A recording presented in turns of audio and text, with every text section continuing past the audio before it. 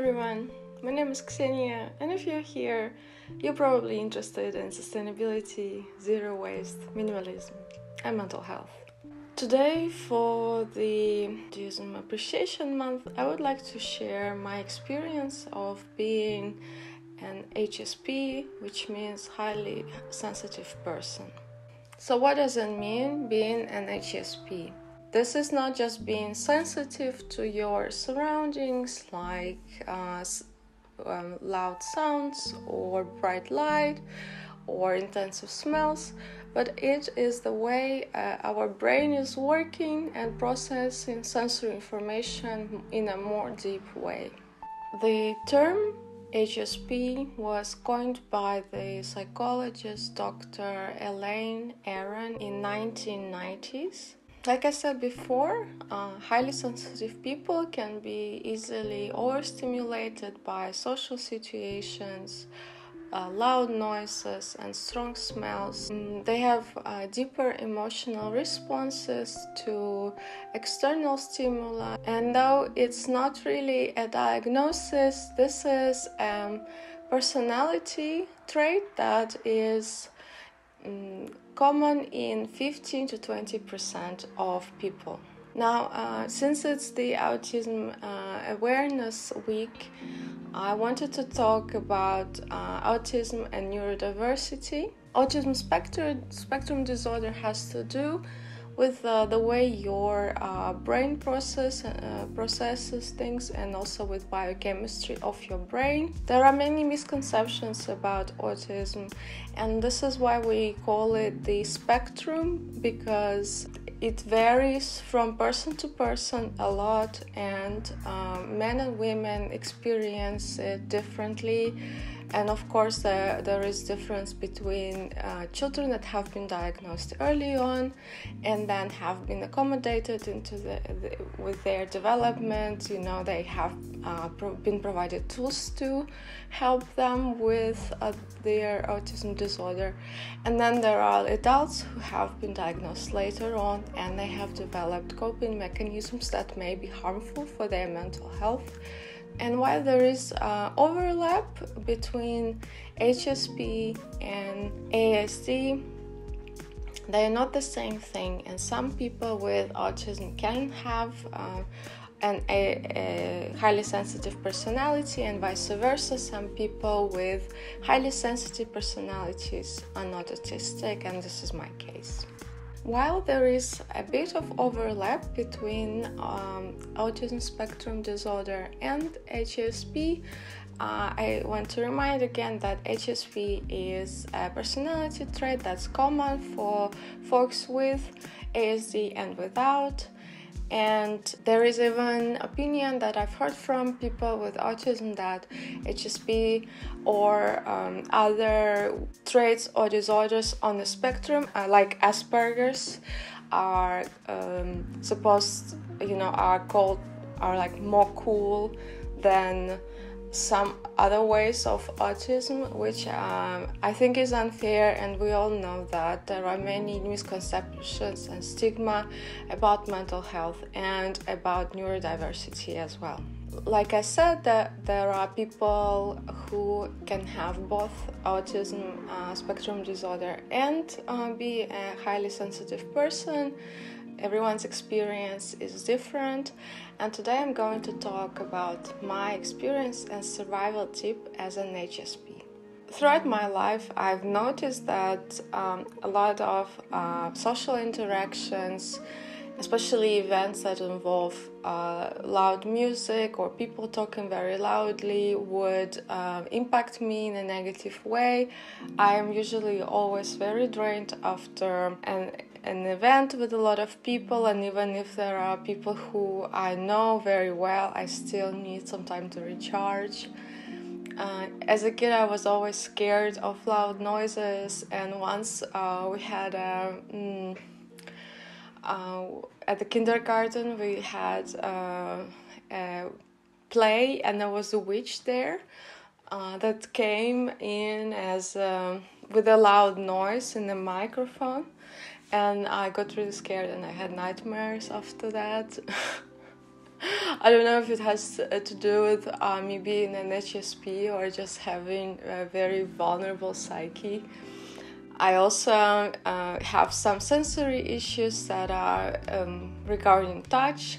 There are some materials that give me the ick, and one of them is, for example, carpet. Carpet is fine, it's just that if you have to clean something from the carpet, it just gives me the ick, and I just can't stand it. It's like I feel it in my teeth and in my nails. The texture is just so disgusting to me. It's like for other people, the sound of dry chalk or nails on a chalkboard.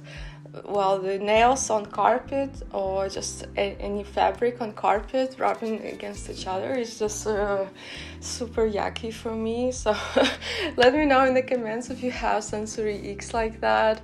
I know some people have particular food sensory issues, so let me know what your icks are. I also get overwhelmed by smells and sounds very easily. I have a very heightened sense of smell. I always know if a person is smoking or has been drinking.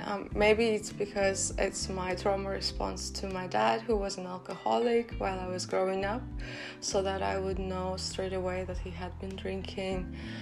But I'm also sensitive to other smells, and I really don't like going shopping for perfumes or makeup because of the way this overwhelmingly this place smells always, like Sephora or Ulta, and I sometimes can get a headache from a smell like that, or from loud noise, loud music playing. This is why I think one of the most positive changes in my lifestyle was when I moved here to the Netherlands, and I'm living now in a detached house where there is not much noise, and there is lots of nature, which calms me down a lot. I use my surroundings to decompress and recharge, and I play with my animals to get rid of stress, and it really helps. So here are some of my survival tips as an HSP in the modern world. At work and at home, have a place where you can easily retreat to if you need a break. For example, go to the bathroom just to be by yourself in silence for a while. Go to a prayer room or meditation room at work if you have facilities like that. And at home, go someplace where your guests are not. I sometimes just go to the kitchen to do the dishes as a pretense to rest and take a breath and be by myself for a while. To avoid sensory clutter, try to have a minimalist home that does not distract you. It doesn't necessarily mean a minimalist design, but mostly clutter that is in your way, and that when you look at it, it reminds you of work that needs to be done. I know that a lot of people struggle with clutter, and it has been proven that having a chaotic workspace can help with creativity, but having a routine and having a place that feels safe and doesn't have any negative reminders is useful for me. Same goes for having a regulated time for eating and sleeping, because routine is calming, especially for me, and because I struggle with my mental health. So knowing when things happen usually gives me some kind of timetable and things to look forward to throughout the day. To avoid the noise where noise cancelling headphones. I also take headphones to the cinema because the sound usually is too loud for me. So that's the way, that's like a double protection for my ears and for me not to have a headache afterwards.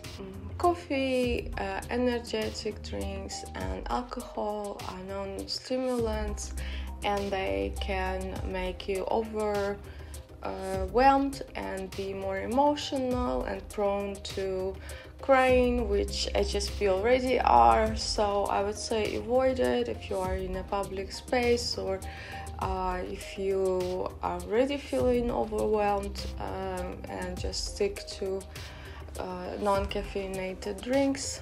I sometimes feel really overwhelmed in a crowded space when there are too many people around.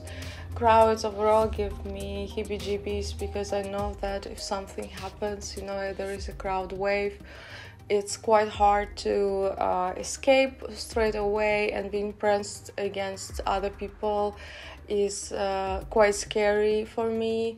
So I don't go often to live concerts and events like that.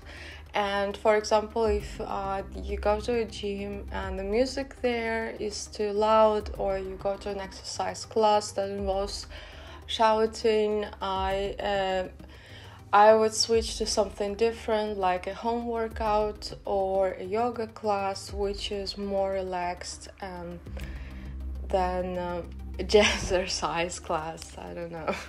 Being HSP doesn't mean that I hate people, that I don't want to hang out. I like to hang out with my friends. I actually like hosting a small house party, but I usually get very overwhelmed, and I require a lot of planning in advance and notice in advance so that I can mentally prepare myself, and then spend the day after doing absolutely nothing because I feel drained socially, emotionally, physically. And that's why having boundaries as an HSP is incredibly important.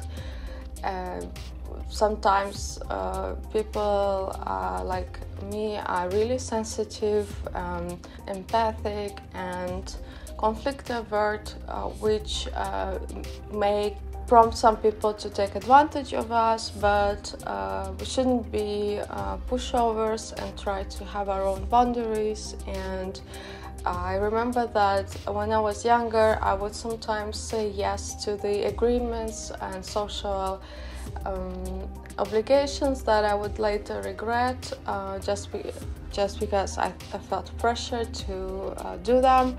And that's why nowadays I am very discerning of how and with whom I spend my time, because it takes a toll on me every time I do something that I'm not prepared for. It doesn't mean that I am not spontaneous. Sometimes I do like to meet up with my friends on the day. It's just that I then would rather have a one-on-one or like a small group of people, maybe 3 or 4 maximum, so that I could dedicate my attention to not so many people and not feel drained as much. In the end, being an HSP and being an introvert, it doesn't mean that you have to stay at home on your own. Make friends and create support system with family so that they understand your needs and respect your boundaries as well. And that's the key, in my opinion. Thank you so much for watching. Let me know in the comments if you are a fellow highly sensitive person, or if you know someone like that, and tag them in the comments. And I hope that you like the tips that I shared. They are the results of over 10 years of struggling with my social life. But being HSP is a blessing in disguise, because I experience things very, very deeply than other people. I feel the smells and emotions on a different level, and films make me cry. You know, I even cried when I watched Kung Fu Panda 2. Anyways, share your experience in the comments down below, and as all vloggers are supposed to say, please like this video and subscribe. Bye!